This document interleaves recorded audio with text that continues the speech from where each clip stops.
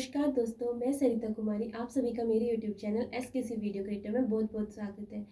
तो आज हम बात करेंगे एमए हिंदी के प्रथम सेमेस्टर की पुस्तक मध्यकालीन काव्य के जो कवि हैं सूरदास जी, उन्हीं के विरह वर्णन के बारे में आज आपको बताऊंगी। तो ऐसी और एजुकेशनल वीडियोस के लिए मेरे चैनल को सब्सक्राइब कर लें और उसके साथ जो बेल नोटिफिकेशन आइकन है उसे प्रेस करके मेरी आने वाली वीडियोस की नोटिफिकेशंस को एक्टिव कर लें। यदि आपको मेरा वीडियो पसंद आता है तो वीडियो को लाइक व शेयर करना ना भूलें। तो आज का महत्वपूर्ण प्रश्न इस प्रकार से है, सूरदास के विरह वर्णन की समीक्षा कीजिए अथवा सुर के विरह वर्णन हिंदी साहित्य के अमूल्य निधि है, इसका साधारण वर्णन कीजिए।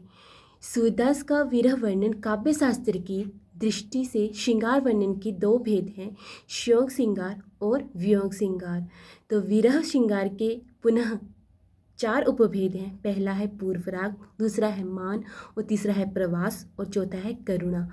तो नायक के मिलने से पहले उसके रूप यश आदि को सुनकर उससे मिलने की जो व्याकुलता होती है उसे कहते हैं पूर्वराग। सूरदास जी ने इस प्रकार के वियोग श्रृंगार का बिल्कुल भी वर्णन नहीं किया है। नायक नायिका की रूठने से जो अल्पकालिक अलगाव होता है उसे कहते हैं मान, और नायक के विदेश जाने की प्रवृत्ति को प्रवास कहते हैं, और उससे उत्पन्न नायिका की कारुणिक दशा को करुणा श्रृंगार कहा जाता है। सूरदास जी के वियोग वर्णन के अत्यधिक उनके आराध्य श्री कृष्ण जी हैं। उनके वियोग के कारण केवल गोपियाँ और राधा व्याकुल नहीं हैं, बल्कि नंद और यशोदा भी अत्यधिक व्याकुल हैं। अतः सूरदास द्वारा वर्णित विरह वर्णन विप्लव श्रृंगार तथा वियोग श्रृंगार दोनों ही श्रेणियों में समाहित हो जाता है। भारतीय काव्य में विरह वर्णन की चार भेद वर्णित हैं। पहला है पूर्वराग, दूसरा है मान, तीसरा है प्रवास और चौथा है करुणा। पूर्वराग वे होता है जब नायक और नायिका मिलने से पहले एक दूसरे से मिलने के लिए व्याकुल होते हैं और उसके रूप और सौंदर्य को देखने के लिए जब उनके अंदर एक व्याकुलता उत्पन्न होती है उसे कहते हैं पूर्वराग। जहाँ तक सूरदास द्वारा किए गए विरह वर्णन का प्रश्न है उसमें विरह की पूर्वराग अवस्था का कोई स्थान नहीं है, अर्थात सूरदास श्री कृष्ण और राधा तथा गोपियों को लेकर पूर्वराग से संबंधित वियोग श्रृंगार का वर्णन नहीं किया करते हैं। लेकिन रुक्मिणी के माध्यम से कवि ने पूर्वराग की दशा से उत्पन्न वियोग श्रृंगार का वर्णन इसमें किया है। रुक्मिणी श्री कृष्ण के गुणों और रूप सौंदर्य को देखकर उन्हें मन ही मन मोहित करती रहती है और उन्हें अपने मन ही मन में उनसे प्रेम करती रहती है। तो यही इस पूर्वराग में कहा गया है। इसका अगला पॉइंट है मान। जब नायक के नायिका एक दूसरे से रूठकर दूर चले जाते हैं परंतु शीघ्र अपनी भूल पर पश्चाताप कर लेते हैं उसे कहते हैं मिलने के लिए, और पश्चाताप कर लेते हैं और मिलने के लिए एक दूसरे के प्रति व्याकुल हो जाते हैं उसे कहते हैं मान। तब यह वियोग श्रृंगार मान की दशा के लिए उत्पन्न होता है। जब प्रेमी एक दूसरे से रूठ जाते हैं और कुछ समय के लिए बात नहीं करते और फिर उनके अंदर जो मिलने की जिज्ञासा उत्पन्न होती है उसे ही मान कहा जाता है। जैसे कुछ कवियों द्वारा कहा भी गया है, भूली नहीं मान करो री, जाते होई आकाज आपणो, कहे वृथा मरो री। और भी बहुत कुछ कहा गया है। जैसे एक और कुछ पंक्तियां हैं, मोही छुबो जाने दूर रहो जू, जाको हृदय लगाई लियो है ताकि वाक गायो जू, बैठी माननी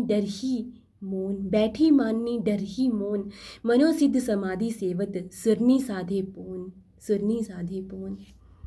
श्यामा तू अति श्यामा ही भावे, बैठत उठत चलत गोचारत तेरी लीला गावे, बैठत उठत चलत गोचारत तेरी लीला गावे। परंतु राधा अपने मान को नहीं त्यागती। तब श्री कृष्ण स्वयं दूती के रूप में नारी का वेश धारण करके आते हैं और राधा का मनावन करते हैं। और संक्षेप में हम कह सकते हैं कि सूर काव्य में विप्लव श्रृंगार की मान दशा का सुंदर चित्रण किया गया है। इसका अगला पॉइंट है प्रवास। जब नायक किसी कार्यवश नायिका से दूर चला जाता है या उसे छोड़कर कहीं दूर देश या विदेश में चला जाता है तो जब वो वियोग उत्पन्न होता है उसे कहते हैं प्रवास।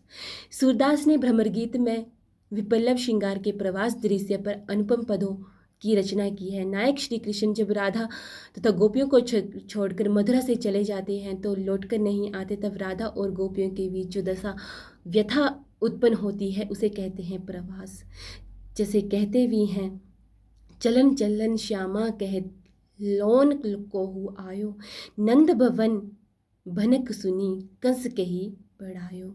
ब्रज की नारी गृह बिसारी, ब्रज की नारी गृह बिसारी, व्याकुल उठी धाई, समाचार वसन को आतुर है आई, समाचार वसन को आतुर है आई।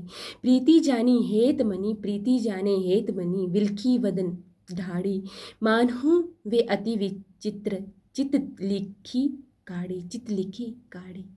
तो इसका लास्ट विरह है करुणा।